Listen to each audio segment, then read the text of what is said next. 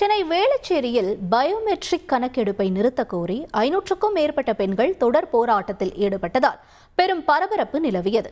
சென்னையின் முக்கிய ஏரியான வேளச்சேரி ஏரி மோசமான நிலையில் உள்ளதால் ஆக்கிரமிப்புகளை தடுத்து நீர்நிலைகளை மேம்படுத்த நீதிமன்றம் உத்தரவிட்டுள்ளது.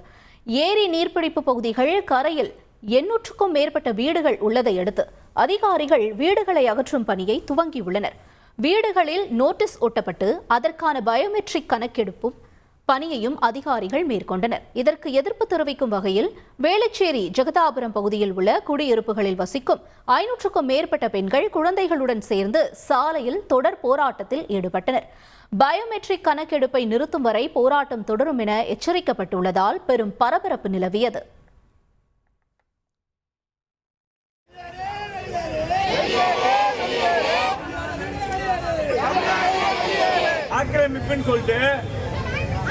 எப்போதுமே ஒரே மாதிரிலாம் யோசிக்க கூடாதுங்க. இங்க ஒருத்தர் ஒருங்கிணைந்த விவசாயத்துல வருஷம் முழுக்க பல லட்சம் ரூபாய் சம்பாதிக்கிறார். எப்படின்னு தெரிஞ்சுக்க ஃப்ரீடம் ஆப்பை டவுன்லோட் பண்ணுங்க. இருக்கக்கூடிய மக்களை அப்புறப்படுத்துறதுக்கு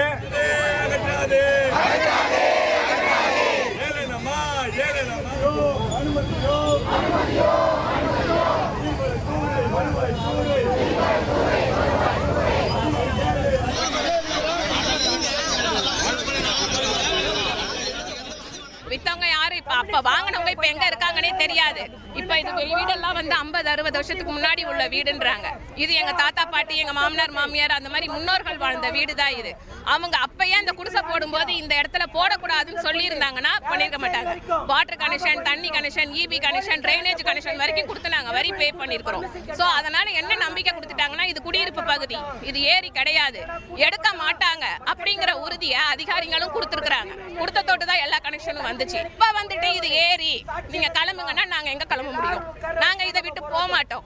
இதை விட்டு போக சொல்றது, எங்களை உயிரை விட சொல்றது ரெண்டுமே ஒண்ணுதான். இப்போ இந்த இடத்த இப்போ ஏழை மக்கள் இருக்க இடம் இது, ஓகேங்களா? இந்த இடத்த மட்டும் நீங்க ஆக்கிரமிப்பு பண்றீங்க சொல்றீங்க, ஓகே. இப்போ நிறைய இடத்துல காலேஜ் யூனிவர்சிட்டி நிறைய இடத்துல கட்டியிருக்காங்க. 30 ஸ்கொயர் ஃபீட்ல கட்டியிருக்காங்க, 200 ஸ்கொயர் ஃபீட்ல கட்டியிருக்காங்க, நிறைய இடத்துல கட்டியிருக்காங்க. காலேஜ் ஏரியாலாம் நீங்க அதெல்லாம் ஆக்கிரமிப்பு பண்ண மாட்டீங்க. ஏக்கர் கணக்கில் கட்டியிருக்காங்க. ஸோ புறம்போக்கு இடத்துல அது கட்டியிருக்கும் போது நீங்க அதை ஏன் பார்க்க மாட்டீங்க? ஏன் அது உங்க கண்ணுக்கு தெரிய மாட்டேங்குது? இந்த ஏழை மக்கள் இருக்க இடமா உங்களுக்கு 20 ஸ்கொயர் ஃபீட் 200 ஸ்கொயர் ஃபீட் இடமா உங்க கண்ணுக்கு தெரியுதா? அப்போ ஏழை மக்கள் என்ன பண்ணாங்க உங்களை? அப்போ இந்த இடம் அப்போ அவங்களுக்கு தானே பொருந்தும். அவங்க ஏன் பொருந்த மாட்டேங்குது? எங்களுக்கு மட்டும் ஏன் பொருந்துது?